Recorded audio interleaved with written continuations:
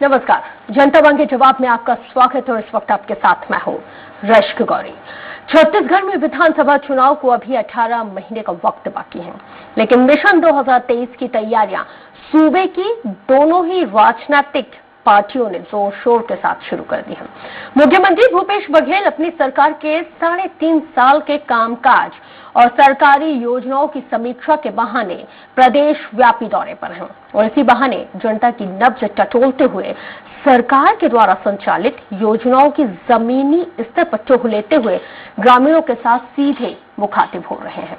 वहीं बीजेपी ने भी कुशाभाऊ ठाकरे जन्म शताब्दी वर्ष के बहाने ही सही बूथ और शक्ति केंद्रों का दौरा शुरू कर दिया है, जिसमें बीजेपी पहले से ही माहिर बताई जाती है, जिसके चलते बीजेपी के सभी प्रदेश पदाधिकारी, सांसद, विधायक भी शामिल हो रहे हैं। और ऐसे में तो बड़ा सवाल तो ये भी है कि क्या बूथ स्तर के कार्यक्रमों के जरिए बीजेपी कांग्रेस के आने वाले चुनाव की रणनीति तैयार कर दी है उसने। आज चर्चा इसी बेहद ही खास मुद्दे को लेकर फीडबैक पर फोकस पर करेंगे।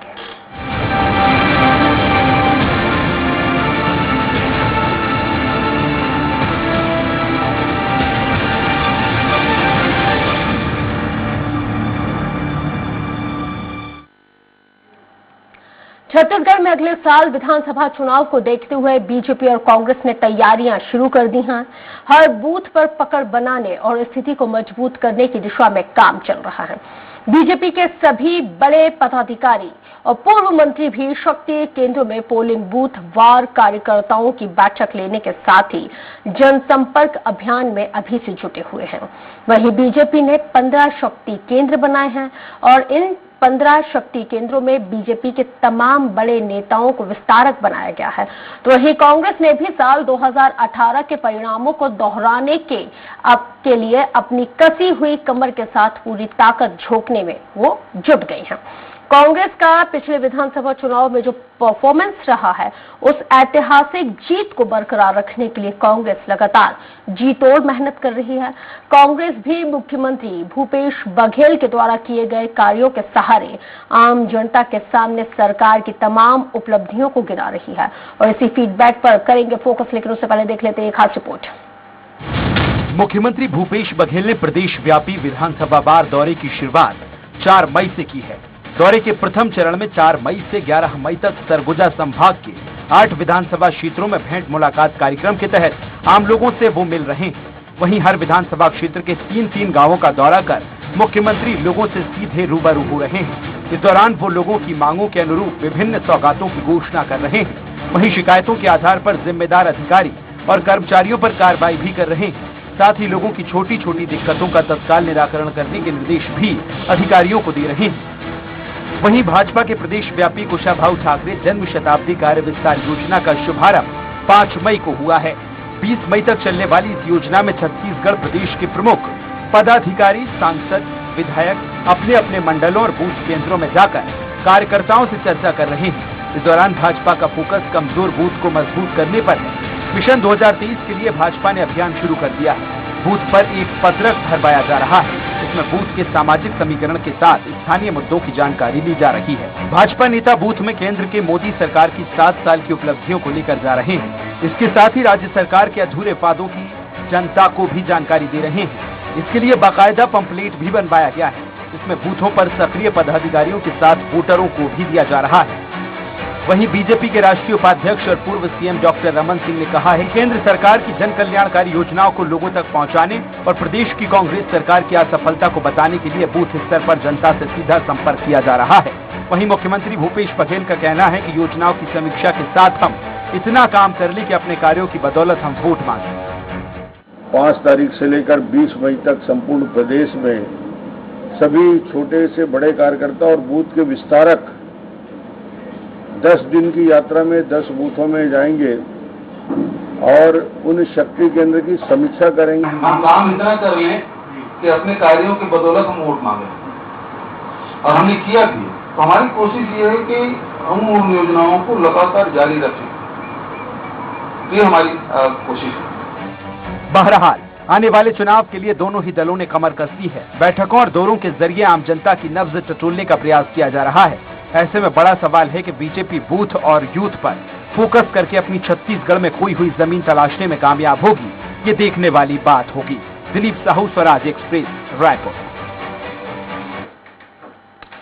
फीडबैक पर फोकस के अहम मुद्दे पर चर्चा के लिए हमारे साथ बेहद ही खास पैनल इस वक्त हमारे साथ जुड़ गया। आइए तारुफ आपका करवाते हैं। सुरेंद्र वर्मा जी कांग्रेस से जुड़ गए। सुरेंद्र जी, बहुत स्वागत है। प्रवक्ता आपको बताते चले कि राजीव चक्रवर्ती बीजेपी नेता हमारे साथ जुड़ गए हैं। चक्रवर्ती जी, बहुत स्वागत है। बाबूलाल शर्मा, वरिष्ठ पत्रकार। बाबूलाल शर्मा जी, बहुत स्वागत है आपका। राजीव जी, सबसे पहले मैं आपका ही रुख करती हूँ कि 2018 के विधानसभा चुनावों में तो बीजेपी का सूपड़ा साफ हो गया था, इस बार तैयारी मुकम्मल है? बिल्कुल बिल्कुल गौरी जी, देखिए सुपड़ा साफ तो हुआ था, कोई बात नहीं, लेकिन 3 जनादेश उसके पहले का मिला था और अभी वापस वही खोई हुई जमीन वापस मिलेगी। और मैं तो कहता हूं कि भारतीय जनता पार्टी का अश्वमेध का घोड़ा चल चुका है और पूरी तैयारी है। और जो हमारे जो प्रतिपक्ष वोटर हैं वो भी इस बार तैयार है। और जो वोटर पिछले बार संशय थे कि एक बार चलिए 3 बार भाजपा को दे दिए, एक बार कांग्रेस को दे देते हैं, उन वोटरों से संवाद चल रहा है। और जो हमारे ये बूथ विस्तारक क्या कह रहे हैं वो वोटर? बड़े पदाधिकारी भी बूथ जिन में वोटरों जा रहे के साथ संवाद चल रहा है, क्या कह रहे हैं वो वोटर? कि 2018 में क्यों सूपड़ा साफ कर दिया, कुछ बताया तो होगा? नहीं, उन्होंने कहा कि 3 बार आपको हमने दिया था जनादेश, तो इस बार इनको ट्राई किए थे। हमारी गलती हो गई कि हम जो देख रहे हैं कि ये छत्तीसगढ़ अपराध के गढ़ में तब्दील हो गया है। शराबबंदी की वादा की गई थी, तो यहाँ तो शराब का नदी बह रही है, शराबगढ़ में तब्दील हो गया छत्तीसगढ़। तो ये सारी मामले हैं, कानून व्यवस्था की बात है, शराबबंदी की बात है और स्वास्थ्य चिकित्सा की बात है और सड़कों की बेहाल परिवर्तन की बात है, परिवहन की बात है। तो सारी बातों पे जनता को ये लगता है कि जितनी सुविधा और जन सुविधा 15 साल में दिया छत्तीसगढ़ को गढ़ा और एक जो पिछड़ा हुआ छत्तीसगढ़ राज्य था मध्य प्रदेश से अलग होने के बाद, उसे भारत में चमकता हुआ दैदीप्यमान रूप में भारतीय जनता पार्टी ने गढ़ा। तो ये हमारी गलती हो गई थी, अब वापस हम उस गलती को सुधार करेंगे, ये फीडबैक हमको मिल रहा है। ये फीडबैक आपको मिल रहा है। सड़कों का हाल बेहाल आपने जिक्र किया है। अगर हम स्टेट हाईवे की बात करें, स्टेट हाईवे बेहाल हैं या नेशनल हाईवे बेहाल हैं? क्योंकि केंद्रीय मंत्री नितिन गडकरी तो छत्तीसगढ़ में जिस तरह से सड़कों का जाल बिछा हुआ है उसको लेकर तो मुख्यमंत्री की भी सराहना कर चुके हैं कि बेहतर काम किया है और मुख्यमंत्री भूपेश बघेल के साथ काम करने में भी मजा आ रहा है। हाल ही अभी छत्तीसगढ़ के दौरे पर थे। नहीं, वो क्रियान्वयन की वो जो अभी आए थे 10,000 करोड़ रुपए की जो सौगात दी है नेशनल हाईवे को जोड़ने के लिए, उसकी बात किए थे। वो अंदरूनी सड़कों की बात उन्होंने नहीं कही। अच्छा। उन्होंने कहा कि मुझे विश्वास है कि केंद्र और राज्य मिलकर अच्छा। देखिए, नितिन गडकरी जी बहुत विजनरी इंसान है, वो राजनीति की बात कम करते हैं, उनका जो विषय वस्तु, उनका जो मंत्रालय है उसको लेकर वो काम करते हैं। और उनका बड़प्पन था कि वो मुख्यमंत्री जी के घर गए और उनके साथ पारिवारिक क्षण उन्होंने बिताया, तो वो बात अलग थी। लेकिन उन्होंने ऐसा कोई ऑफिशियली वो नहीं कहा कि छत्तीसगढ़ में सड़कों की हालत अच्छी है। उन्होंने कहा जो आगामी समय जो हम 10,000 करोड़ दे रहे हैं उसको लेके काम अच्छा होगा, संवाद अच्छा होगा, उन्होंने आशा जताया। ठीक है। सुरेंद्र जी, सुन रहे हैं आप कि राजीव जी कई गंभीर आरोप लगा रहे हैं, फीडबैक मिल रहा है, कांग्रेस तैयारी कर रही है, कांग्रेस को आखिर क्या फीडबैक मिल रहा है ये मैं आपसे जानना चाहूंगी। मेरा सवाल यह है कि 2018 में प्रचंड बहुमत के साथ सूबे में आ पाए, उसके बाद 4 बाईपोल होते हैं, उसमें भी आप लोग प्रचंड बहुमत के साथ विधानसभा में सीटें बढ़ाने में कामयाब होते हैं। क्या 23 में ये जो ऐतिहासिक हिस्ट्री है ये बरकरार होगी, रिपीट होगी या सत्ता का परिवर्तन होगा? गौरी जी, देखिए, जिस प्रकार से 2018 में तत्कालीन प्रदेश अध्यक्ष थे कांग्रेस के भूपेश बघेल जी, उन्होंने प्रत्येक विधानसभा में संकल्प शिविर आयोजित किया और उसके बाद वहां से जो डेटा कलेक्ट हुए, जो लोगों की अपेक्षाएं थी, उसको लेकर के टी.एस. सिंहदेव जी घोषणा पत्र कमेटी के अध्यक्ष थे और सभी लगभग 1 लाख से अधिक लोगों से, सामाजिक और सांस्कृतिक संगठनों से चर्चा करके, कर्मचारी संगठनों से चर्चा करके घोषणा पत्र बनाया। और छत्तीसगढ़ सरकार, भूपेश बघेल सरकार, देश की पहली और इकलौती सरकार है जो 3 वर्ष के भीतर 80% से ज्यादा वादों को पूरा की है। और बाकी भी हमारा 5 साल का कमिटमेंट है, 5 साल के भीतर एक-एक वादे पूरा करेगी। हमारे सरकार का, भूपेश बघेल सरकार के कामकाज का ब्लूप्रिंट है हमारा घोषणा पत्र, और इसीलिए जो संवाद माननीय मुख्यमंत्री जी सीधे जनता से कर रहे हैं, पेड़ के नीचे बैठ के चौपाल लगा के, प्रत्येक विधानसभा में कम से कम गौरी जी 3 जगह सभाएं हो रही है। विगत 8 दिनों में 28 से ज्यादा सभाएं हो गई है। प्रमुख फोकस जो हमारी जो फ्लैगशिप योजनाएं हैं, आज भी जिस प्रकार से मुख्यमंत्री जी ने खुले मंच से पूछा कि ऐसा कोई किसान है जिसको कर्ज माफी का लाभ न मिला हो, वहां से लगातार आवाजें आने लगी कि 1,20,000, 1,40,000, मेरा 1,85,000, मेरा 2 लाख माफ हुआ। तो इस प्रकार से किसानों की समृद्धि जो है लगातार दिख रही है। कुछ कमियां रह गई है तो उसको कैसे सुधारा जाए, उस दिशा में भी शिक्षा, स्वास्थ्य, रोजगार, समृद्धि, वनोपज संग्रह, गौपालक, सभी से लगातार वो मिल रहे हैं और संवाद कर रहे हैं। मूल अंतर गौरी जी भाजपा और कांग्रेस में यही है, क्योंकि भारतीय जनता पार्टी का मूल एजेंडा पूंजीवाद और अधिनायकवाद है। स्थानीय कार्यकर्ता और नेताओं के अधिकारों का ये पहले भी गला घोटते रहे हैं। आपको इनके प्रभारियों का बयान पिछले दिनों सुनने मिला होगा, और तमाम जो दौरा हो रहे हैं उनके, तो यहाँ के स्थानीय नेता और कार्यकर्ताओं की उपेक्षा करके ये कैसे संगठन की मजबूती की बात करते हैं। तो ये इनका गणित हो सकता है। इसी प्रकार से फर्जी आंकड़े 2018 के पहले भाजपा के द्वारा जो मिस्ड कॉल कार्यकर्ता बनाए गए थे, इनके आंकड़ों में 57 लाख से अधिक संख्या थी गौरी जी, वोट 40 लाख भी नहीं मिले। तो ये फर्जीवाड़ा इनका हो सकता है, इनके लिए हो सकता है। हाँ। आपने जिस प्रकार से कहा कि 4 विधानसभा उपचुनाव, केवल 4 विधानसभा उपचुनाव नहीं गौरी जी, जितने भी जिला पंचायत, जनपद पंचायत, ग्राम पंचायत के चुनाव हुए, उसमें भी कांग्रेस को ऐतिहासिक सफलता मिली। 27 में 20 जिला पंचायतों में कांग्रेस के अध्यक्ष हैं। ऐतिहासिक जीत हमें जो आम लोकसभा चुनाव हुए थे 2019 में, उसमें क्यों नहीं देखने को मिली? सिर्फ 1 सीट है, 11 में से 1। गौरी जी वो एटीएम में गौरी जी मैं पुनः कहता हूं कि जो मैंने पहले भी कहा, जो प्रदेश स्तर के चुनाव हुए, चाहे नगरीय निकाय चुनाव हुए, पहले 10 नगर निगम में 10 में कांग्रेस जीती, अभी 15 में हुए थे, उसमें 14 में कांग्रेस को सफलता मिली। 4 विधानसभा के चुनाव हुए, वो भी प्रदेश स्तर के चुनाव थे। निश्चित रूप से लोकसभा के जो चुनाव हुए हमको सफलता नहीं मिली, लेकिन उसके अतिरिक्त जितने स्थानीय, चाहे स्थानीय निकाय के हो या विधानसभा के उपचुनाव हो। हाँ, ठीक है। बाबूलाल शर्मा जी, बतौर पत्रकार आप सूबे की सियासत को बखूबी जानते हैं, पृष्ठभूमि को बखूबी समझते हैं। ये जो भेंट मुलाकात कार्यक्रम चल रहा है, इसका कितना असर जनता पे हो रहा है? क्या वाकई में राजीव जी की बातों से आप इत्तेफाक रखते हैं या सुरेंद्र जी ठीक बोल रहे हैं? मैंने डॉक्टर के दौरान राम स्वराज की बातें भी देखी और उसका लाभ हानि भी मैंने देखा।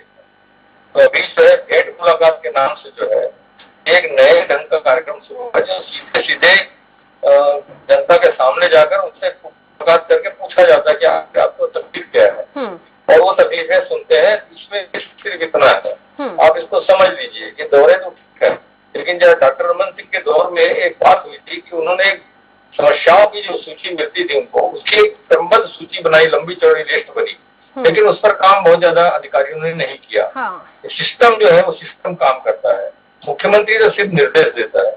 वही स्थिति अगर अभी भी हुई तो यही होगा कि सूची बनेगी और काम नहीं होंगे। लेकिन इनके जो इसमें डिफरेंस जो दिखाई दे रहा है कि तत्काल जो है वो कार्रवाइयां जो है इनके उड़ने के पहले जो हो रही है, वो ऐसा दर्शाने का प्रयास है कि मैं जो चीज देखूंगा उसको तुरंत करूंगा। ये प्रभाव कितना पड़ता है और कितना काम होता है, इसका एक रिस्क भी है। वो रिस्क ये है कि जनता के सामने अगर मुख्यमंत्री को कोई बात कह दी जाए, उसके बाद भी उस समस्या का समाधान ना हो, फिर वो किसके पास जाएंगे, विश्वास किसका करेंगे, ये प्रश्न पैदा होगा और मुख्यमंत्री के साथ में कमी आएगी। इसलिए इस बात के लिए अलर्ट रहना चाहिए, जो भी समस्या आ रही है उसका निराकरण या तो तत्काल हो सके तत्काल करें, या उसका निराकरण एक समय सीमा के अंदर में हो जाना चाहिए, तब उसका महत्व होगा। अभी राजीव जी कर रहे थे कि हम जो है भाजपा के केंद्र सरकार के जो काम है 7 साल के, उस पर चुनाव लड़ेंगे। तो 2 दिन पहले पुरेंद्र सिंह जी का जो बयान आया था उसमें था कि हम 15 साल के कामों के आधार पर चुनाव लड़ेंगे, प्रदेश के 15 साल जिसके बाद 15 साल के काम के बाद तो आप हारे हो, तो वो और फिर बिना चेहरे के हम चुनाव लड़ेंगे, मतलब डॉक्टर रमन सिंह के चेहरे को वो एक किनारे करके बात कर रहे हैं। तो इन चीजों का क्या फायदा होगा उसको आप समझिए। अगर जनता नाराज है, राजीव जी जैसा कह रहे हैं, अगर जनता नाराज है और इनको बदलना चाहती है तो उपचुनाव में भी इनको हार मिलती, लेकिन उपचुनाव के जो रिजल्ट आ रहे हैं वो दर्शाते हैं कि ऐसा कुछ दिख नहीं रहा है। अब सवाल आता है कि आम चुनाव में और उपचुनाव में अंतर होता है। मैं भी मानता हूँ इस बात को। अब आम चुनाव तक ऐसी कोई स्थिति है, ऐसा कोई मुद्दा अभी तक तो मेरे देखने में नहीं आ रहा है जिसका बहुत बड़ा प्रभाव जो है जनता पे पड़े। लेकिन ये केंद्र की योजनाओं के अलावा फिलहाल जो है वाकई भारतीय जनता पार्टी के पास में कोई ऐसा विशेष मुद्दा अभी तक इनके सरकार के खिलाफ नहीं आया है। डॉक्टर रमन सिंह का चेहरा जाना जाता है पूरे प्रदेश में, और उसको अगर किनारे करके चल रहे, न मालूम उसका क्या लाभ और क्या हानि होगी, वो समय बताएगा। बिल्कुल, वाकई स्थिति जो है वो। राजीव जी से इस सवाल का जवाब ले लेते हैं। राजीव जी, कई इम्पोर्टेंट पॉइंट आउट, बहुत सारी ऐसी चीजें हैं इम्पोर्टेंट को पॉइंट आउट किया है यहाँ पे बाबूलाल शर्मा जी ने। बड़ा सवाल यह है कि छत्तीसगढ़ प्रभारी डी पुरंदेश्वरी कहती हैं कि हम 15 साल के कार्यकाल पर हम वोट मांगेंगे, हम चुनावी मोड में जाएंगे, लेकिन चेहरा कोई नहीं होगा। मतलब कुल मिला के यहाँ पे सिरे से नकारा जा रहा है कि हम डॉक्टर रमन सिंह के चेहरे पर चुनाव नहीं लड़ेंगे। और दूसरी बात यह है कि जिस तरह से हम फोकस देख रहे हैं छत्तीसगढ़ में, आपके सेंट्रल का, आपके केंद्रीय नेतृत्व के ऐसे कोई भी नेताओं के दौरे नहीं हो रहे हैं, इतने ज्यादा दौरों की हमने वहां पे दौरे नहीं देख रहे हैं जितने हमें मध्य प्रदेश में देखने को मिल रहे हैं। मध्य प्रदेश में पूरी की पूरी कैबिनेट कहीं ना कहीं किसी न किसी जिले में, संभाग में आए दिन देखने को मिल रही है। हमने छत्तीसगढ़ में ये चीज नहीं देखी। हमने उत्तर प्रदेश के चुनाव से पहले, हमने 1.5 साल पहले से ही ये तमाम चीजें देखना शुरू कर दी थी, लेकिन वो स्ट्रैटेजी हमें छत्तीसगढ़ में नहीं। इतनी बेरुखी सेंट्रल की क्यों भाई छत्तीसगढ़ से? देखिए गौरी जी, ये बेरुखी नहीं है, ये विश्वास है, ये आत्मविश्वास है। और आपका जो पहला सवाल था कि 15 वर्ष और डॉक्टर रमन सिंह, तो 15 वर्ष का सुशासन और ये आज के 4 वर्ष का कुशासन को जनता समझ रही। रही बात चेहरे की, तो आप चेहरा देखेंगे तो उत्तरांचल में भी कोई चेहरा नहीं था, और इसके पहले पश्चिम बंगाल में भी हमने कोई चेहरा नहीं रखा, गोवा में चेहरा नहीं रखा, हमने त्रिपुरा में भी कोई चेहरा नहीं रखा था, तो असम में भी कोई चेहरा नहीं रखा था, लेकिन हमारी उद्देश्य हुई बिना चेहरे के। तो हर पार्टी में हर बात पर, हाँ उत्तर प्रदेश में चेहरा था, हाँ बिल्कुल साहब, मैं तो कह रहा हूँ ना, हर प्रदेश में देश काल वातावरण परिस्थितियां अलग अलग होती है। छत्तीसगढ़ में जो परिस्थितियां हुई है उसमें ये डिक्लेयर हुआ कि कोई चेहरा नहीं रहेगा। ये तो देखा जाएगा, अभी भी आप देखते जाइए, अभी तो छत्तीसगढ़ में क्या बदल गया, क्या बदल गया है निश्चित रूप से। क्या बदला क्या छत्तीसगढ़ में? नहीं, छत्तीसगढ़ में जो स्ट्रेटेजी है वो भी आला कमान है, वो देखता है कि बिना केंद्र सरकार के हम 15 वर्ष के सुशासन और 4 साल के कुशासन को लेकर लड़ेंगे। और केंद्र शासन की जो उपलब्धियां हैं, जो श्रमिक कार्ड बांट रहे हैं कांग्रेस के लोग, हमारे प्रधानमंत्री श्रम कार्ड बांट रहे हैं, जो स्वास्थ्य कार्ड बांट रहे हैं प्रधानमंत्री जी का है, जितनी भी योजनाएं केंद्र का, ठीक है अच्छी बात है, जन जन तक पहुंचा रहे हैं, मैं उसकी मुखालफत नहीं करता। लेकिन बात यह है कि ये जो हमारी सरकार ने केंद्र की जो उपलब्धियां 7 वर्षों की, उसको लेकर जा रही जितनी सारी योजनाएं हैं, स्टार्टअप की बात हो या तरुण श्री तरुण विजय जो फाइनेंस किए जाते हैं नवयुवकों को, उसकी बात हो, या प्रधानमंत्री श्रम कार्ड की बात हो, बीमा की बात हो, प्रधानमंत्री आवास की बात हो, तो इतनी सारी जो जल मिशन की योजना है जिसके लिए हम जल पहुंचा रहे, घर घर जल पहुंचा रहे हैं, तो ये इतनी सारी योजनाओं को लेकर हम जा रहे हैं। जनता के बीच में बहुत अच्छा प्रतिसाद मिल रहा है। और रही बात का कोई चेहरा रहेगा नहीं रहेगा, ये बात की बात है, लेकिन हम निश्चित है कि 2023 के चुनाव में हम विजयश्री को विजयश्री को आप लोग, ठीक है, आप लोग बहुत प्रोमिनेंट तरीके से इसका दावा कर रहे हैं। सुरेंद्र जी, जिस तरह से हमने देखा है कि किस तरह से तमाम तरह की राजनीति हो रही है, मुख्यमंत्री वाकई में ग्राउंड जीरो पर जाके काम कर रहे हैं, और ये जग चाहे हम 2023 का जो चुनाव होगा, जाहिर सी बात है आप लोग कह ही रहे हैं कि भूपेश बघेल के नेतृत्व में ही होगा, लेकिन पंजाब में हमने जिस तरह से फ्रिक्शन देखा है, कहीं वो फ्रिक्शन हमें छत्तीसगढ़ में तो नहीं देखने को मिलेगा। और दूसरा बेहद ही महत्वपूर्ण सवाल मेरा आपसे भी यही है जो मैंने बीजेपी से पूछा था, आपका भी केंद्रीय नेतृत्व नजर नहीं आता छत्तीसगढ़ में, क्यों?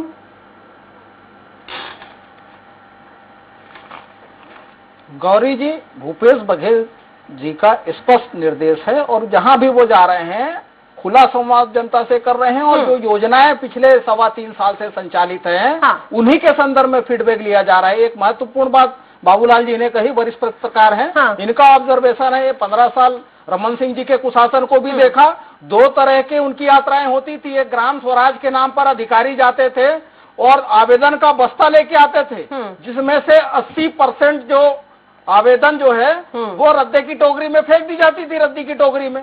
आपके उसके कार्यकाल बाद में तो नहीं विकास होता। यात्रा चुनाव के समय वो निकालते थे, उस समय ना वही मैं अंतर बता रहा हूँ गौरी जी। मुख्यमंत्री जी का स्पष्ट निर्देश है कि भगा दिया जाता है फरियादियों को, अधिकतम 15 दिन, और अधिकतर मामलों में तो रोज पिछले 8 दिन से सारे मीडिया में भी ये खबरें आ रही है गौरी जी। अधिकतम जो आवेदन है, अधिकतम जो लोगों की मांगे हैं वो तत्काल उसी समय निराकरित कर दी जा रही है, और निराकरण का जो अधिकतम समय तय किया गया है भूपेश बघेल सरकार के द्वारा वो 15 दिन का है।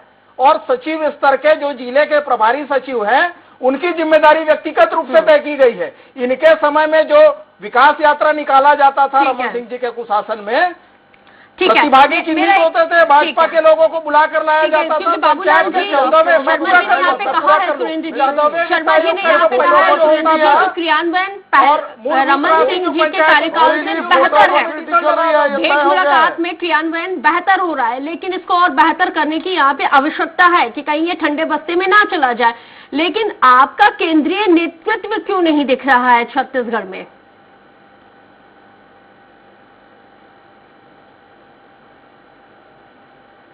सुरेंद्र जी आपसे मेरा सवाल है, सुरेंद्र जी से आपका भी केंद्रीय नेतृत्व नहीं दिख रहा है छत्तीसगढ़ में? गौर नहीं, हमारा केंद्रीय नेतृत्व बिल्कुल नहीं, आप राजीव जी मेरा सवाल सुरेंद्र जी से है।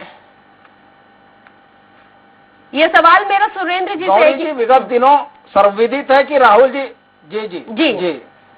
राहुल जी विगत दिनों छत्तीसगढ़ आए थे। उस समय भी जो पूरे देश में एकमात्र योजना जो भूमिहीन कृषक श्रमिकों की है वो छत्तीसगढ़ में आके उन्होंने चालू किया था, और लगातार सतत संवाद जारी है। विगत दिनों भी कोई हफ्ता ऐसा नहीं हुआ है कि हमारे मुख्यमंत्री जी की शीर्ष नेतृत्व से कोई वार्तालाप ना हुआ हो, मीटिंग ना हुआ हो। तो ये सतत संपर्क में है, और हमारे जो शीर्ष नेतृत्व का जो आदेश और जो निर्देशन हो रहा है उसी के अनुरूप छत्तीसगढ़ सरकार काम कर रही है। जिस प्रकार से हम सबके नेता राहुल जी ने जो वादा किया था 10 दिन में कर्ज माफी का, माननीय भूपेश बघेल जी ने 2 घंटे भी नहीं लगाया। तो प्रत्येक निर्णय जो है पूर्व योजना के अनुसार शीर्ष नेतृत्व की सहमति से और उनके निर्देशन में हो रहा है। तो यह कहना कि शीर्ष नेतृत्व छत्तीसगढ़ में उनका हस्तक्षेप नहीं है, मैं समझता हूँ उचित नहीं होगा।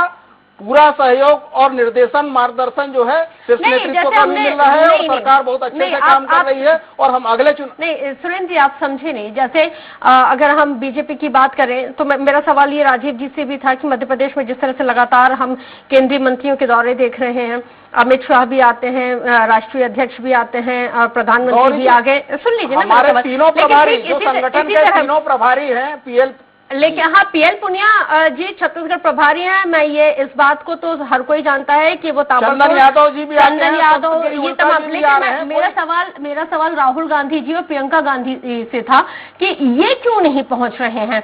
एक बड़ा ये वो चेहरे हैं जिनके नाम पर वोट किया जाता है, जिनको देखने के लिए हजारों लाखों की भीड़ पहुंच जाती है, ये क्यों नहीं पहुंच रहे हैं?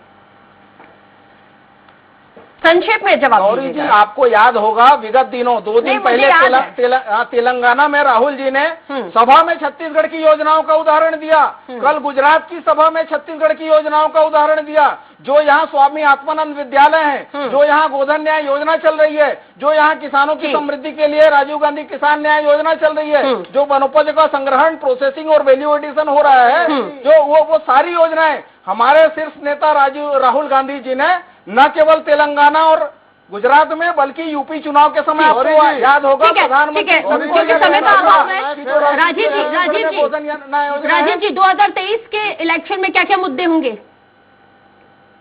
क्योंकि मुझे बाबूलाल शर्मा जी के पास भी जाना है। 2023 के मुद्दे क्या होंगे? मुद्दे अपराध मुक्त छत्तीसगढ़, समृद्ध छत्तीसगढ़ जी मुद्दे रहेंगे। अपराध मुक्त छत्तीसगढ़, शराब मुक्त छत्तीसगढ़ और सुगठित सुंदर छत्तीसगढ़ जिसे इन्होंने बिगाड़ दिया है, जिसकी आर्थिक दिशा बिगाड़ दी है। और जो मॉडल की बात कह रहे थे मेरे मित्र, वो मॉडल असम में भी फ्लॉप हो चुका है, ये पश्चिम बंगाल में भी इस मॉडल को लेकर गए थे। और राहुल गांधी जी अगर इस मॉडल की बात कह रहे देश में, तो वो बिल्कुल फेल हो चुका है, अप्रभावी है। उसका कोई जब छत्तीसगढ़ में क्रियान्वयन नहीं हो रहा है तो दूसरे राज्यों में राहुल गांधी जी बोले जनता के बीच जाएंगे कि जनता आपको 2023 में एक बार फिर से सूबे का सिरमौर बना दे। अचीवमेंट्स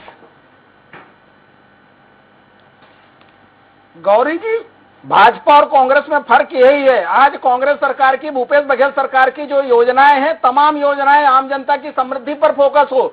यहाँ के किसान, यहाँ के गोपालक, यहाँ के आदिवासी, यहाँ की महिलाएं समृद्ध हो रही है, गोठानों के माध्यम से स्वसहायता समूहों को काम मिल रहा है। और आम जनता इनके तरह घोटाला हो रहा है। देखिए और देखिए भारतीय जनता पार्टी का खराब है। तो भी ये मान चुका है कि 15 सिंह जी ने कहा है कि अगर घोषणा नहीं होगी, अगर घोषणा नहीं होगी तो हमको जनता के सामने हम जवाब नहीं दे पाएंगे। आप सिंह जी का जवाब दे दीजिए। रमन सिंह के सिंह जी ने कहा कि आधे बिंदु पूरे नहीं हुए हैं। फर्जी राशन सिंह जी से जवाब ले लीजिए। खाने वाले मोबाइल बनाने वालों को छत्तीसगढ़ की जनता पहचान चुकी है। और यही कारण है कि रमन सिंह भारतीय जनता पार्टी के छत्तीसगढ़ के नेताओं से परहेज कर रही है। कहा गौरी जी एक के पास जाना है बहुत जल्दी। महंगाई, बेरोजगारी, असमानता और पूंजीवाद, जी जी, यही मोदी सरकार की उपलब्धि है। देश में बढ़ती महंगाई, जब तक हम बेरोजगारी को चुनाव घोषणाओं को पूरा नहीं करेंगे, हम जनता के सामने किस मुंह से जाएंगे, उसका जवाब ले लीजिए कांग्रेस के। Sharma ji, concluding remark. वर्तमान सरकार जो है किसानों, ग्रामीण योजनाओं पर केंद्रित राजनीति कर रही है। जब तक कि भारतीय जनता पार्टी ग्रामीण योजनाओं के आगे बढ़कर जो ये दे रहे हैं भूपेश बघेल सरकार, उससे आगे बढ़कर कुछ योजना नहीं दे पाएंगे और हम कहाँ तक काफी करने वाले हैं ये बात नहीं दे पाएंगे, तो मैं नहीं समझता कि वर्तमान सरकार के खिलाफ कोई माहौल यहाँ बना पाएंगे। मेरी जो सोच बनती है, क्योंकि इनकी योजनाओं को देखिए, राहुल गांधी जहां जा रहे हैं वहां इनकी योजनाओं की तारीफ कर रहे हैं, छत्तीसगढ़ की तारीफ कर रहे हैं। प्राइम मिनिस्टर जो है यूपी के चुनाव में गोधन के बारे में जो है वो कह चुके हैं और गोबर योजना के विषय में इनडायरेक्टली उन्होंने जो है छत्तीसगढ़ का नाम न लेते हुए उसकी तारीफ की है। और यहाँ पे एक चीज यहाँ पे मैं एड ऑन कर रही हूँ कि छत्तीसगढ़ में जिस तरह से गोबर को लेकर जो योजना बनाई है, उत्तर प्रदेश सरकार ने भी इस पे इम्प्लीमेंट करना शुरू कर दिया है। सेम नाम परिवर्तित करके उस योजना को वहां पे चालू कर दिया गया है। नहीं, इससे बड़ी बात तो ये है कि प्राइम मिनिस्टर के मुंह से निकला है यहाँ गोधन के बारे में, तो वो ज्यादा महत्वपूर्ण है। लागू किया तो है ही है, तो करना ही था। अब सवाल आता है, गडकरी जी ने तारीफ कर दी, गडकरी जी ने कहा, तो देखिए उन्होंने एक बहुत अच्छी बात कही जो होनी चाहिए इस देश के प्रजातंत्र के अंदर। ये बहुत अच्छी चीज है कि चुनाव में हम राजनीति करते हैं और 5 साल मिलकर काम करते हैं, ये महत्वपूर्ण है। आपकी सरकार नहीं है, आप अगर सरकार बन गई और ये अच्छा काम कर रही है, इसका साथ दे करके मिलजुल कर काम करना चाहिए। ये संदेश जो है गडकरी जी ने यहाँ दे करके गए, ये मैं मानता हूँ कि अपराधगढ़ है या शराबगढ़ है या कानून व्यवस्था की स्थिति है, स्वास्थ्य विभाग की स्थिति, सड़कों की बदहाली है, तो निश्चित रूप से इंफ्रास्ट्रक्चर में इस सरकार ने कम काम किया है, ग्रामीण क्षेत्र में ज्यादा काम किया है, महत्वपूर्ण काम किया है। और अपराधगढ़ और शराबगढ़ ये जो चीजें हैं ये उस समय भी थी, डॉक्टर रमन सिंह के दौर में भी थी। स्वास्थ्य विभाग में तो डॉक्टर अमर अग्रवाल मंत्री थे, उन्होंने कहा था कि हमको डॉक्टर नहीं मिल रहे, डॉक्टर ला दीजिए, हम रख लेंगे, जो भी तनख्वाह मांगेंगे हम दे देंगे, यहाँ तक की फेलवर थी। तो ये सब छोड़ दीजिए, ये तो सरकारें कोई भी रहे, इनमें जो कमियां हैं वो रहेंगी और उसके लिए प्रयास किए जाना चाहिए और लगातार प्रयास होना चाहिए। सवाल सिर्फ इतना है कि जब तक आप ग्रामीण क्षेत्र की योजनाओं के बारे में आप ऐसा कुछ नहीं कर देते हैं कि हम इसके आगे आपको ये देंगे, तब तक जो है ग्रामीणों के दिल में या गांव के लोगों में ऐसा कुछ आने वाला नहीं इस सरकार के बारे में। अभी जो ये कह रहे शर्मा जी आप कि जब ग्रामीण इंफ्रास्ट्रक्चर को बिल्ड किया जाता है तो जो शहरी इंफ्रास्ट्रक्चर है वो ऑटोमेटिकली उसका विकास होने लगता है, और शायद इसीलिए मुख्यमंत्री भूपेश बघेल को किसान पुत्र और किसान नेता के साथ छत्तीसगढ़िया नेता और छत्तीसगढ़िया मुख्यमंत्री कहा जाता है, जिसकी तारीफ कोरोना के पहले जब हमने वेव देखी थी उस वक्त WHO ने भी की थी और अन्य राज्यों के लिए किस तरह से छत्तीसगढ़ एक नजीर बन के पेश हुआ था, ये पूरे देश ने देखा था। बहुत शुक्रिया चर्चा में शामिल होने के लिए, बहुत शुक्रिया राजीव जी चर्चा में शामिल होने के लिए। सुरेंद्र जी आपका भी बहुत शुक्रिया। मिशन 2023 की तैयारियों में जुटी कांग्रेस और भूपेश सरकार अपनी तमाम योजनाओं की समीक्षा कर रहे हैं। किसानों, मजदूरों के साथ ही अन्य वर्गों के लिए शुरू की गई सरकार की तमाम योजनाओं के दम पर चुनाव में उतरना चाहती है, तो वहीं बीजेपी मोदी सरकार के 8 साल की तमाम उपलब्धियों और भूपेश सरकार की नाकामियों का लेखा जोखा लेकर जनता के बीच जाना चाहती है। अब देखना बेहद दिलचस्प तो ये होगा कि जनता भूपेश सरकार की योजनाओं के आधार पर कांग्रेस को एक बार फिर से सूबे का सिरमौर बनाती है या फिर केंद्र की मोदी सरकार की योजनाओं के आधार पर प्रदेश में बीजेपी को राज्य की सत्ता पर बैठने का मौका देती है।